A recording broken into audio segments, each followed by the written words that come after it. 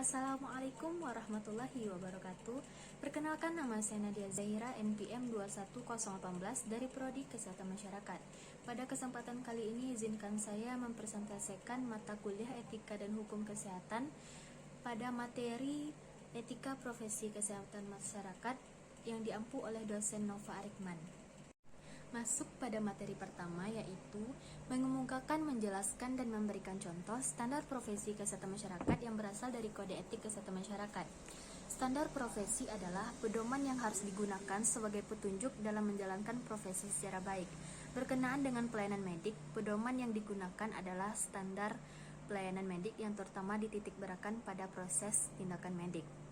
Kode etik tersebut dapat menjadi suatu acuan dan juga panduan bagaimana praktisi kesehatan masyarakat bertindak sehingga tidak melanggar kode etik yang ada sebelumnya dan meminimalisir pandangan negatif dari masyarakat segala kode etik yang dibuat baik untuk kesehatan masyarakat maupun mengatur praktisi kesehatan itu sendiri.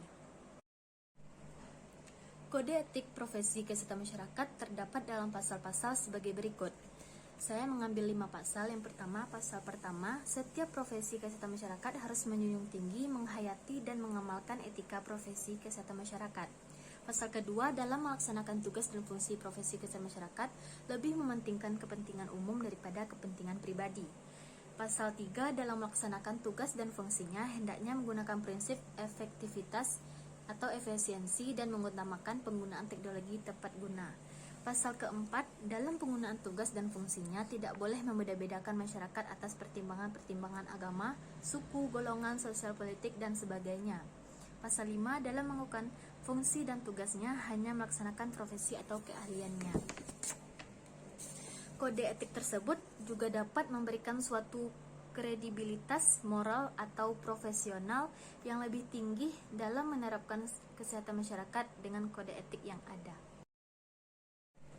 Masuk pada materi kedua, yaitu mengemukakan, menjelaskan, dan memberikan contoh perlunya standar profesi kesehatan. Dengan adanya standar profesi dalam proses pelayanan kesehatan akan terjadi variasi pelaksanaan kegiatan dari waktu ke waktu yang akan menghasilkan iuran yang bervariasi juga. Salah satu upaya untuk mengurangi variasi proses adalah dengan melakukan standarisasi. Proses standarisasi meliputi penyusunan, penerapan, monitoring, pengendalian, serta evaluasi dan revisi standar. Keberadaan standar dalam pelayanan kesehatan dan memberikan manfaat antara lain mengurangi variasi proses merupakan persyaratan profesi dan dasar untuk mengukur mutu. Ditetapkannya standar akan menjamin keselamatan pasien dan petugas penyedia pelayanan kesehatan. Dikuranginya variasi dalam pelayanan akan meningkatkan konsistensi pelayanan kesehatan, mengurangi morbiditas dan mortalitas pasien, meningkatkan efisiensi dalam pelayanan dan memudahkan petugas dalam pelayanan.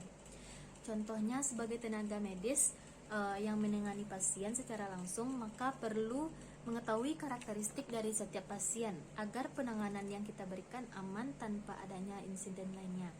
Maka dari itu, tenaga medis harus memberikan pelayanan sesuai dengan SOP yang telah ada dan teruji. Baik, sekian presentasi dari saya. Kalau ada kata-kata yang salah, mohon dimaafkan. Wabillahi taufiq wal hidayah. Wassalamualaikum warahmatullahi wabarakatuh.